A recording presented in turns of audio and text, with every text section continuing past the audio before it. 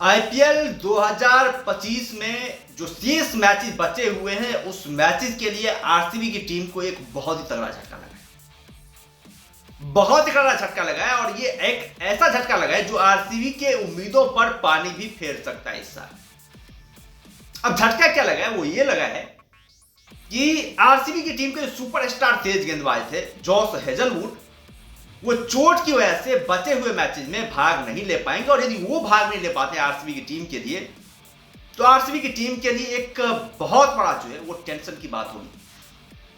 क्योंकि आप सोचिए जॉस हेजलवुड जो कि इस समय आरसीबी के मेन विकेट टेकर गेंदबाज हैं और काफी शानदार परफॉर्मेंस किया, काफी जबरदस्त परफॉर्मेंस किया। कई सारे मैचेज को तो उन्होंने सिंगल हैंडली अपनी गेंदबाजी के दम पर जिताया और क्या क्रिटिकल टाइम पे जिताया। आप सभी लोग देखा ही होगा क्या कमाल की गेंदबाजी करे थे, क्या जबरदस्त गेंदबाजी करे थे, क्या मतलब उनका लाइन लेंथ था। मतलब ये एक ऐसे गेंदबाज है ना जिनको यदि आखिरी 2 ओवर में हर एक गेंद यॉर्कर फेंकने के लिए बोला जाए तो ये सटीकता के साथ सही जगह पर गेंदबाजी कर सकते हैं। और बहुत समय के बाद आरसीबी की स्थिति ऐसी रही थी ना भाई आरसीबी गेंदबाजी सही है, आरसीबी गेंदबाजी में कोई खोट नहीं, आरसीबी गेंदबाजी मतलब टूर्नामेंट की सबसे ताकतवर गेंदबाजी लाइनअप है। बहुत सालों के बाद ये बातें जो है आरसीबी के साथ होती हुई दिखाई दी, नहीं तो कभी इस तरह की तगड़ी गेंदबाजी लाइनअप आरसीबी के पास नहीं थी। लेकिन अब जो है जॉस हेजलवुड का बाहर होना आरसीबी की टीम के लिए बहुत ज्यादा खर्च सकता है, बहुत ज्यादा खर्च सकता है। क्योंकि भुवनेश्वर कुमार को उस तरह का सपोर्ट चाहिए शुरुआत, जिस तरह का सपोर्ट जॉस हेजलवुड दे पा रहे हैं। हालांकि यश दयाल है लेकिन यश दयाल वो गेंदबाज नहीं है जो गेंदबाज जॉस हेजलवुड है।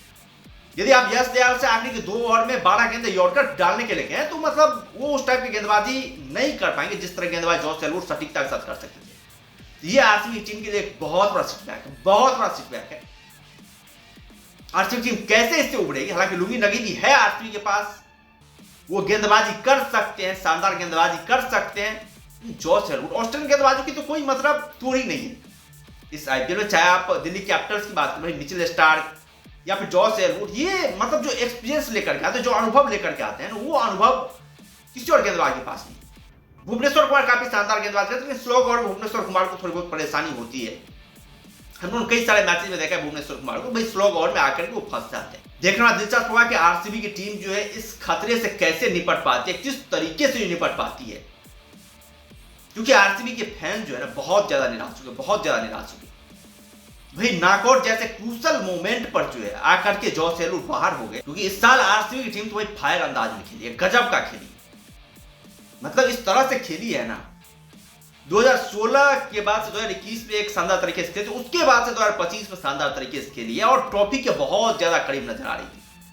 इस तरह लग रहा था कि भाई आरसीबी गेंदबाज में वो दमखम है कि आरसीबी टीम ने थोड़ा कम स्कोर भी बनाए तो मतलब इनके गेंदबाज प्रोटेक्ट कर लेते। नहीं तो कई बार होता क्या था कि आरसीबी टीम 200 रनों का स्कोर भी बनाती थी तो भाई आरसीबी के गेंदबाज इस तरह के हल्के होते थे कि वो रन को चेस आसानी से करवा देते थे। लेकिन इस साल वो गेंदबाजी में पैनापन दिखाई दी, इस तरह गेंदबाजी में वो धार दिखाई दी और गेंदबाज सारे फॉर्म में थे। यश दयाल भी कमाल गेंदबाजी करे, भुवनेश्वर कुमार भी कमाल की गेंदबाजी करे, जॉस हेजलवुड भी कमाल के फॉर्म में। तीनों गेंदबाजों की तिकड़ी जो थी ना वो काफी कमाल का काम कर रही थी, बहुत ही जबरदस्त काम कर रही थी और कई सारे एन मौके पर उन्होंने मैच जिता करके भी दिए। लेकिन अब एग्जैक्ट टाइम पर इनका चोटिल हो जाना भाई बहुत ज्यादा दिक्कत आएगी, बहुत ज्यादा दिक्कत आएगी आरसीबी की टीम को। भाई जॉस हेजलवुड बाहर हो गए, लेकिन जॉस हेजलवुड मतलब हमें लगता है कि यार जॉस हेजलवुड जो है ना वो मतलब वर्ल्ड टेस्ट चैंपियनशिप का कहीं बहाना ना कर रहे हो कि भाई अब जो है वर्ल्ड टेस्ट चैंपियनशिप खेलेंगे इसीलिए वो जो कंधे का चोट वोट ला करके इस तरह का बहाना ना कर रहे हो।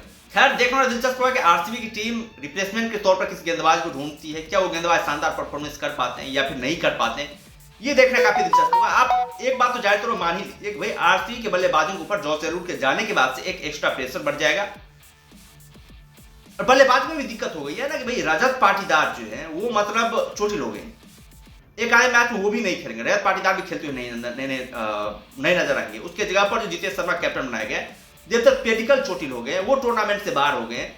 उसके जगह पर मयंक अग्रवाल को लाया गया है तो बैटिंग में भी ट्रबल हो ही गई है। क्योंकि देवदत्त पेडिकल की बात करें तो काफी कमाल का परफॉर्मेंस किया है, गजब का परफॉर्मेंस किया है। इस साल वो लय में दिखाई दी है, टच में थोड़े से दिखाई दिए देवदत्त पेडिकल और अहम पारियां खेली है भाई, यहाँ पर 2-3 अरसे तक उन्होंने ठोके हैं। रजत पाटीदार की बात करें तो वो भी काफी कमाल की बल्लेबाजी कर रहे थे। हालांकि वो तो एक मैच के लिए बाहर हुए, उनका कोई मतलब ज्यादा समस्या नहीं है, लेकिन देवदत्त पेडिकल का बाहर हो जाना ये एक बहुत बड़ी समस्या है। बैटिंग लाइनअप के अंदर और गेंदबाजी लाइनअप के अंदर जॉस हेजलवुड का बाहर हो जाना ये एक बहुत बड़ा सरदर्द है, और इस सरदर्द से जो है मतलब आरसीबी टीम कैसे निकल पाती ये देखना काफी दिलचस्प हुआ। वैसे मयंक अग्रवाल को वापसी हुई, मयंक अग्रवाल काफी शानदार बल्लेबाज है, भरोसेमंद बल्लेबाज है, काफी कमाल की बल्लेबाजी करते हैं मयंक अग्रवाल। उनसे उम्मीद है कि वो शानदार परफॉर्मेंस करेंगे आरसीबी की टीम के लिए, लेकिन देवदत्त पेडिकल जैसा परफॉर्मेंस कर पाएंगे या फिर नहीं कर पाएंगे ये काफी देखना दिलचस्प होगा। उस तरह कंसिस्टेंसी वो बरकरार रख पाते हैं या फिर नहीं रख पाते हैं ये देखना काफी दिलचस्प होगा। खैर आप लोग क्या कहना है आरसीबी की टीम को लेकर के, क्या आरसीबी टीम उस तरह का परफॉर्मेंस कर पाएगी जिस तरह का परफॉर्मेंस पहले कर रही थी इन दो खिलाड़ियों के बाद? आप लोग अपना राय जो कमेंट बॉक्स में दे सकते हैं, और यदि चैनल पर नए हैं तो चैनल को जरूर सब्सक्राइब कर सकते हैं ताकि आने वाले वीडियोज की लेटेस्ट नोटिफिकेशन आप लोगों तक पहुंचती रहे। बाद बाकी हम लोग फिर मिलते हैं नए वीडियो के साथ, दमदार कंटेंट के साथ। तब तक के लिए